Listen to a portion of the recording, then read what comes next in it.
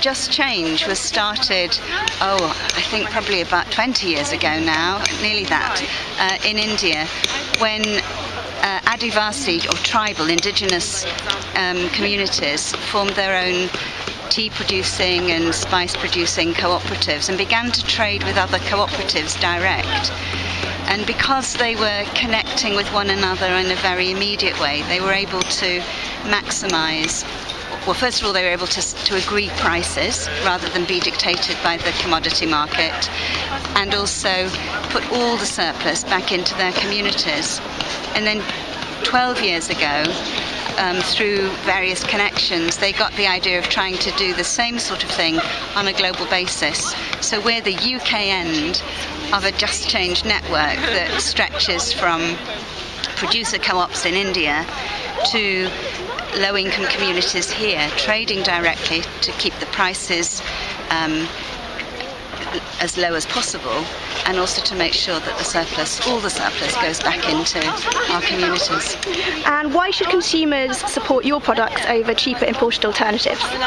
It's about the way in which we relate to one another as producers and consumers. I mean, one of the interesting things for us is that trade, especially international trade, is controlled by investors, by large producers, by large trading organisations who aren't really interested in either the well-being of the producers, the farmers, or indeed the consumers. And very often when, farmers are squeezed and their prices go down, consumers are still paying over the odds, whereas our trade is about a win-win. It's actually about being completely transparent about what the costs are, being fully accountable, and giving the consumer some control over what they pay and where they source their products as well.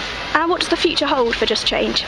Well, in India, Just Change is taking off fantastically. There are 45,000 families now who are sourcing about 80% of their goods through Just Change, and anything that they don't produce themselves, they collectively purchase from the market, but because they're doing it collectively, they get a much better deal, and they're not subject to cheats and all of the other kind of corruption that goes on.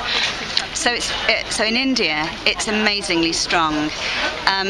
In the UK, we have a national network that's based around volunteers in a number of cities, and also on some housing estates, low-income communities.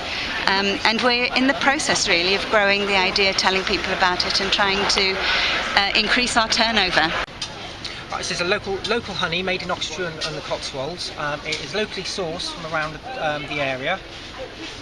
We make different types of honey. The reason why you should buy local produce to the major supermarkets is it is actually more beneficial to your health to buy local foods, as well as to the economic situation that we're in at the moment. It can be a little bit more expensive than buying imports, mainly because obviously it is local, it is better for you. The health benefits, particularly with honey, are fantastic. It's great for your asthma sufferers, hay fever, and any sort of skin problems you can suffer. I think in this current market you should ethically try and buy more local produce, because it is better for your local communities than it is for the worldwide source at the moment. That's why we think buying local produce is important. Yeah, and if I can add, we are pretty much kind of farmers without land, yes, because we don't keep land for our bees. But what we do, we are cooperate with other farmers, and that is another way how we let's say we improve the life here, yes, because we are cooperating with the people. We help to other farmers and businessmen as well. We are bringing our bees, we pollinate the fields, pollinate the orchards, improving the harvest from these orchards. And this also, if you help us buying our honey, you help not just us, yes, you help quite a lot of people around us. Our philosophy is food with provenance. So we'd like our customers to be aware of the fact that if we don't farm the product ourselves, we know the people very well who do. We only buy products from people we know and we can trust. To look after animals, animal husbandry, animal welfare, where the source of the product comes from, if it's not local to us, if it's perhaps from Scotland, as some products are, salmon in particular. We know the farmers who look after the salmon, and we know that they're sustainable. Well, the farm's been running for about 13 years now, of which 9 have been making cheese.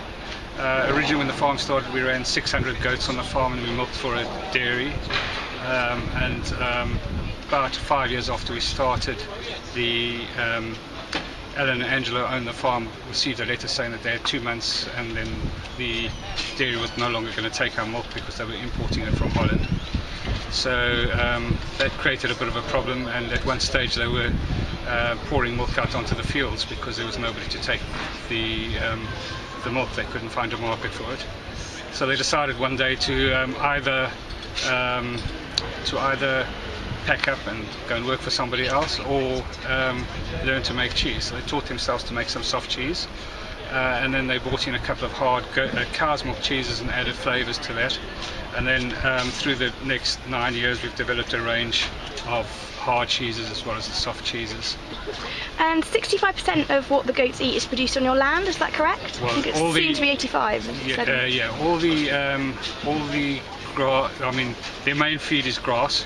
So they free range a couple of afternoons every week on the grass, and then we grow lucerne as well.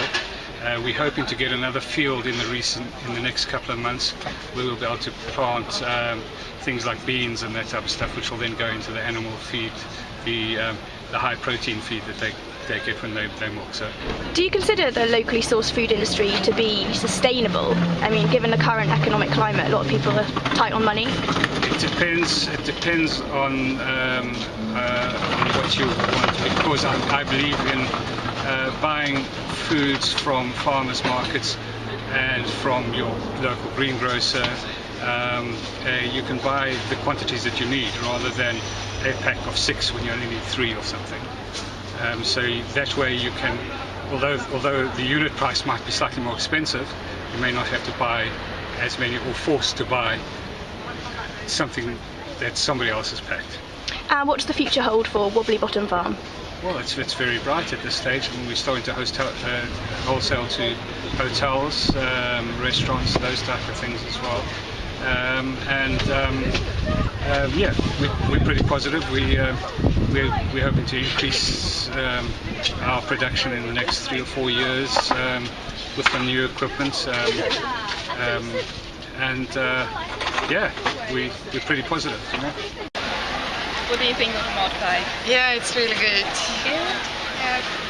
It's nice that actually they're doing something that's locally sourced, but then buying it very, very expensive at the moment. It's £2. It is expensive, but I think it's worth it. It's worth it. Yeah, it's just the price is a problem.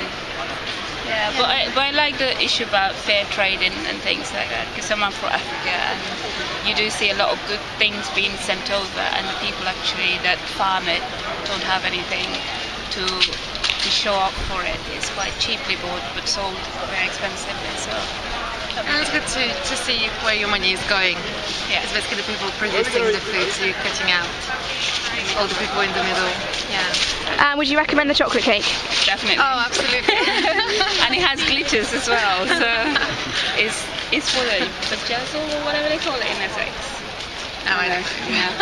Don't want you to know.